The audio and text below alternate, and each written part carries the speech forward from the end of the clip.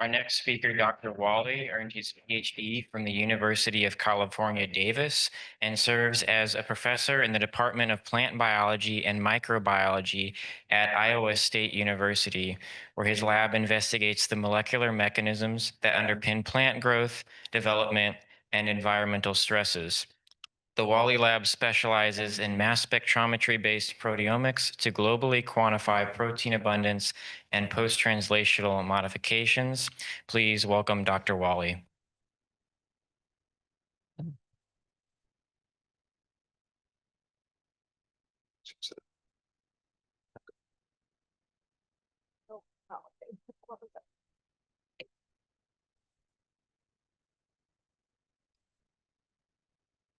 Well, while we get this fixed, I just want to thank the organizers for this conference. It's been great to actually be here in person. I learned a lot over the years online, and it's been a great community with like open tools and resources that's really helped us get this running in our lab. So today I'm going to kind of talk about, does it work on the?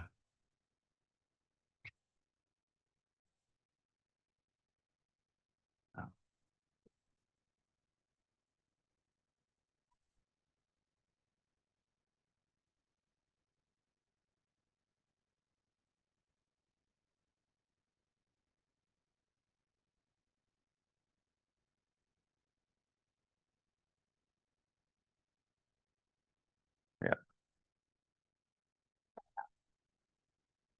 there we go. Great. Yeah, so to give some context, my lab in general is interested in how plants perceive and respond to environment and tailor their growth under these conditions.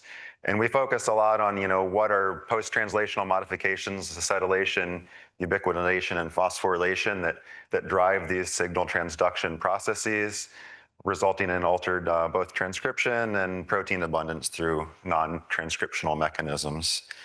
And a lot of what we do involves integrating these data through network reconstructions.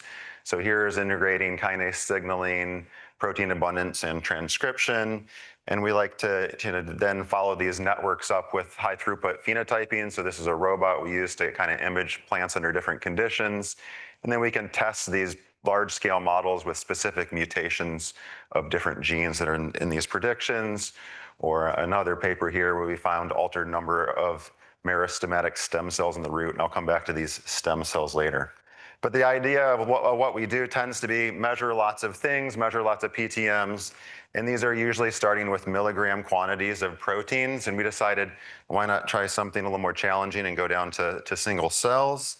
But really the motivation is, these approaches are all grinding up cells from all different cell types. So what are we missing when we grind up a whole organ or organism?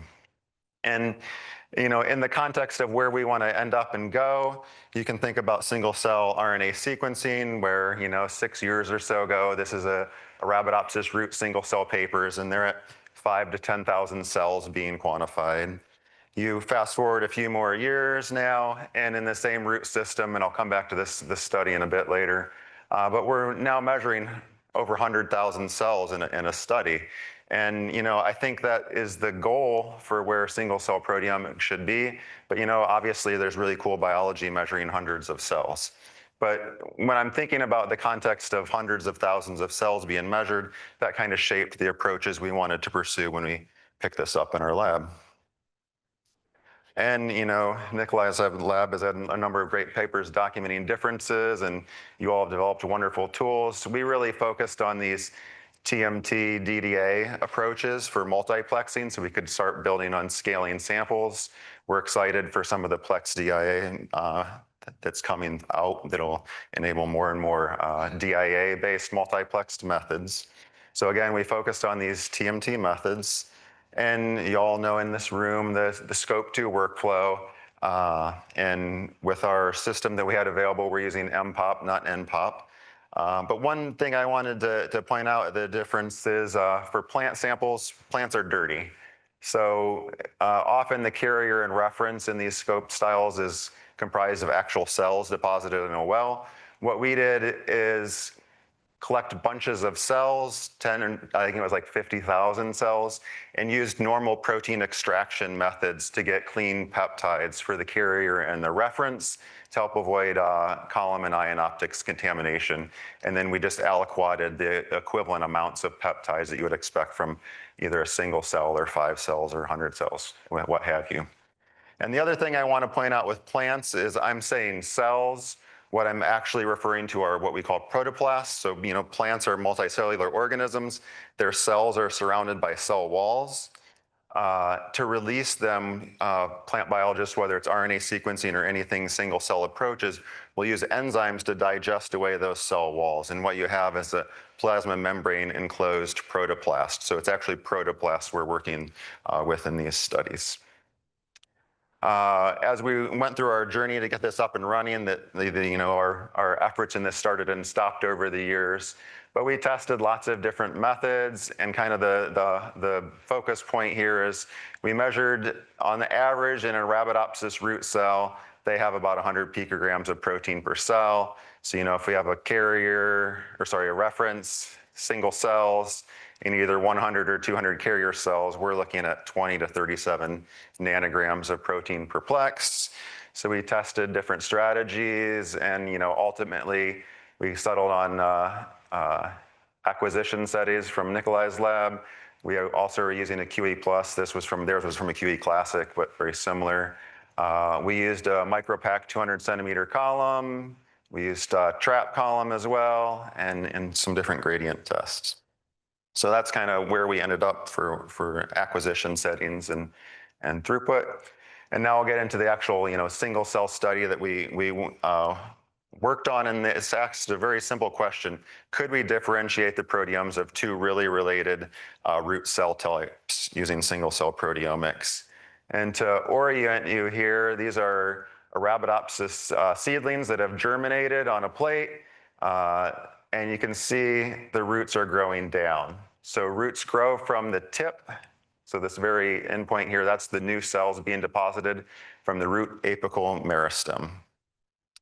And what's kind of nice about this system is that the meristem contains populations of cells that differentiates into all the cell types in the root. So these stem cells are, again, in the meristem, that's at the tip of the root growing down, and they're differentiated into the different cell types within the root. You can see that here in this video where the new cells are color-coded. So every time a new cell is deposited, it's color-coded. And you can see new cells show up in this region here. And then once you get it past this zone, the cells start expanding. So there's no more division in this region, it's just cell expansion. So you get root growth by the combination of division and expansion of the cells. And what this sets up is that the root is a developmental timeline. So young cells are at the tip, old cells are at the top near the soil. And the other feature of this is that the cells are deposited in concentric, or cell types are in a concentric ring. So each ring in a Arabidopsis root is a different cell type. So you get this mix of spatiotemporal division where you get all the cell types in a cross section and age as you go along the axis of the root. And then if you look closer at the two stem cells or two types of cells that we focused on, it's the endodermis and the cortex. Endodermis and cortex here are in yellow and blue, and they originate from the same meristematic stem cell. So these are two very closely related cell types. They differentiate again from the same stem cell, ultimately. And so what we asked is, can we tell the proteomes of these apart using single cell proteomics? What approach we took here is we took marker lines. The other nice thing about the Arabidopsis root is every one of those cell types, there are marker lines where you can get and color code those cells in that different cell type. This is showing it in one root, but it's actually two different marker lines, so they were sorted separately. And nonetheless, Trevor Nolan and Philip Benfey's group at the time sorted these cells using fax, deposited them to 384 well plates, and then Christian in the audience here took over and developed a OpenTrons OT2 workflow for digestion and trypsin labeling. We used, single cells. This is TMT 18-plex throughout a couple of the channels. 14 cells, 7 from each cell type were in each multiplex set, 5-cell reference, and with the amount of peptides we had, we estimate that we were adding about 135x carrier then in the end. And then these software tools developed, DOMS, Dart ID, and the SCP package were all used at different steps in this workflow, whether for optimization or for identification and quantification. Oh, I thought I hid this slide, but this is the OT True in action. So Ryan Kelly's lab has also been great with tools. So this was our getting the Opentrons was spurned by the Autopot system, and we also got the TCAN Uno he's described. So where did we go with the data? So the SCP package spits out some nice metrics here. So some of the things we looked at were cumulative sensitivity. You can see both the cortex and the endodermis cells, the different cell types, the cells are showing similar metrics, also in terms of data completeness and local sensitivity. And then if you look at card index, also showing that the two cell types are very similar. So this SCP package was also a very nice tool to really help us get through the data analysis and benchmark that we're getting decent quality data, and you can preload it with other SCP studies out there, and it was a really nice feature. So what we ended up with is, we processed about 770 single cells. We could identify about 3,700 proteins or so across all those. And we did a number of filterings past that. So coefficient of variation filtering was really important for us to get high quality quantitative data. And what you can see here is I'm showing here the stringent filtering where we ended up focusing on 81 out of these 700 and some cells. And that was based on this CV filtering approach. And I'll come back to why I think that filtering removed a bunch of our cells. But nonetheless, we had about 590 some proteins that were then differentially expressed when we do all these filterings between the endodermis and the cortex cells. And this was done on a Q-Exactive Plus mass spec again that was on its last legs at the time. So what were we able to identify, or what types? This is coming back to the Shahan et al. Single cell RNA sequencing paper where they quantified about 110,000 single cells. This was from the same group that grew the Arabidopsis plants for us into the sorting, so that the plants were grown in the same conditions in the same lab's growth chambers. So we took their single cell transcriptome data in order, it's kind of cut off at the bottom here, but we did rank order abundance of the transcripts on the x-axis and then transcript abundance by CPM on the y-axis.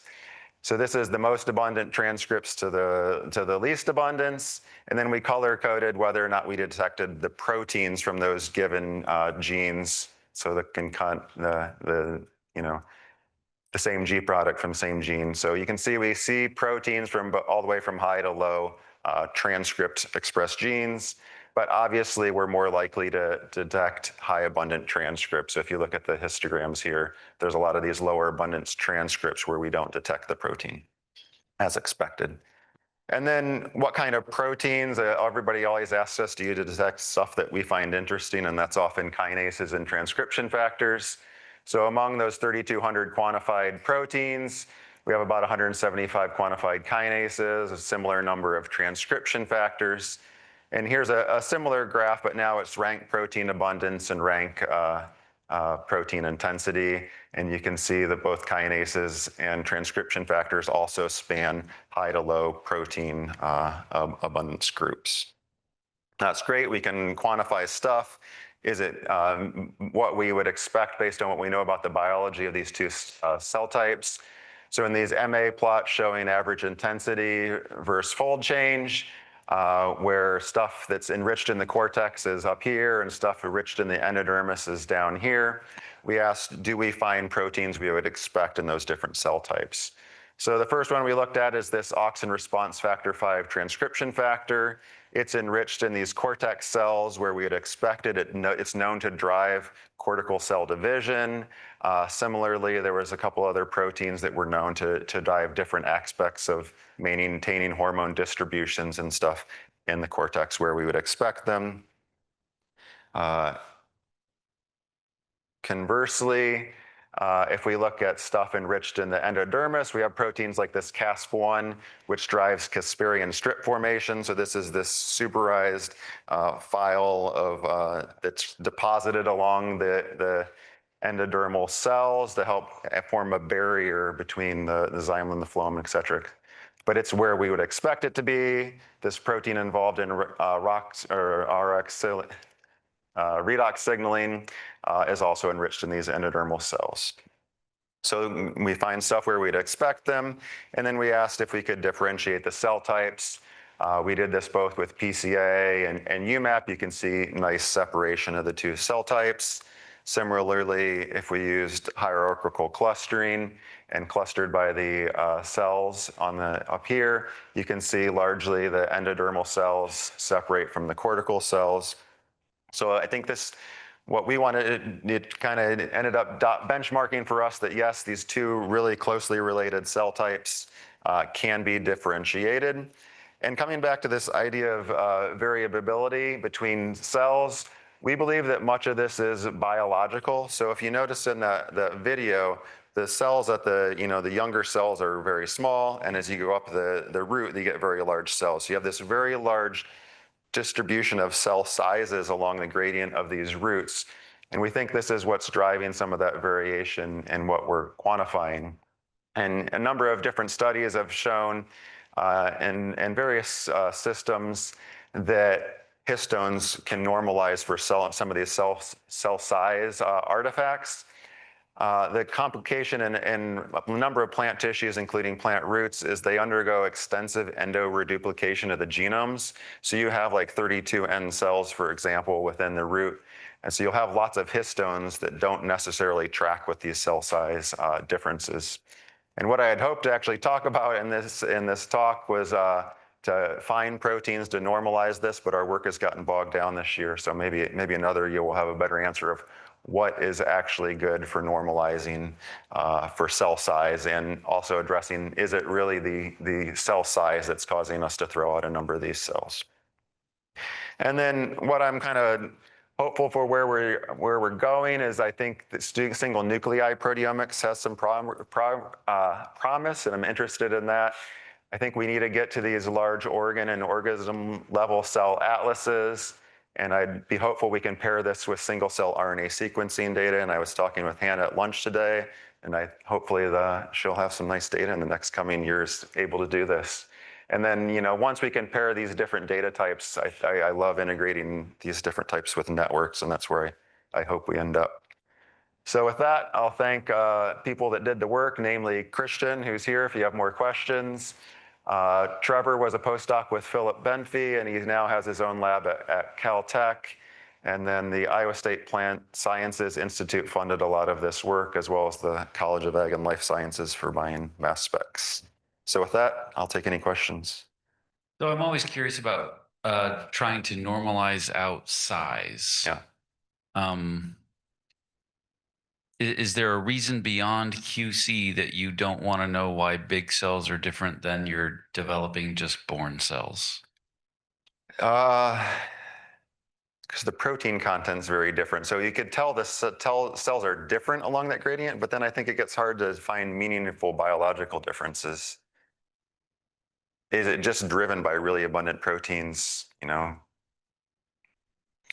So it's a tricky thing. And the other, issue with plants is the cells become heavily, they have vacuoles that are largely water.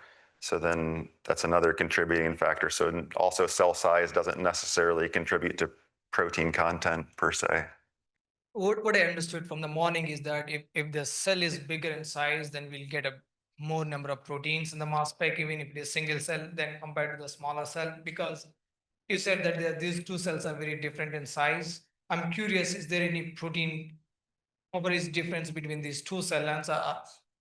So I'll clarify. I think at a given position along the route, longitudinally, the cells will be similarly sized. It's just that even within a cell type, the cells that are young are going to be very different from the cells that are old. So even within the cell type itself, there's differences in sizes. So it's not necessarily the cell size of one cell type versus the other, it's more the position along the route.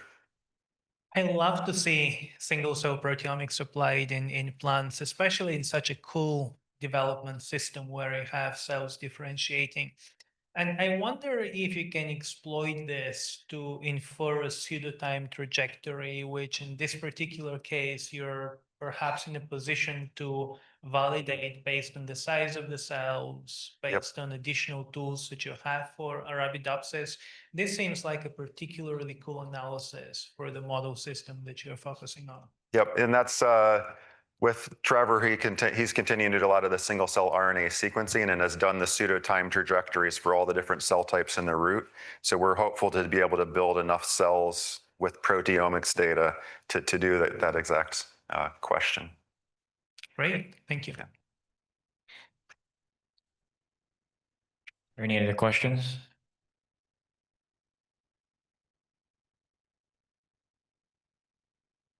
Just want to follow up on the previous question about the trajectory analysis, because you already have the single cell RNA-seq, and that's maybe not a good question that I'm asking at the proteomics conference. Like, what do you expect that proteomics can provide, like beyond what this single cell RNA-seq can in this type of analysis? There's of course a disconnect, but do you think that's going to be like new biology that you're looking at, or like what's the overall goal? I think that it can be new biology, and particularly there's a number of proteins that are known to be from genes that are transcribed in one cell type, and the protein's translated and moves into adjacent cell types. So the trajectories of where the RNA and the protein are, we know for a number of these key developmentally regulated proteins are cell type distinct. So if you're looking at the RNA of them in one cell type, the protein's actually acting in the adjacent cell type, but has moved.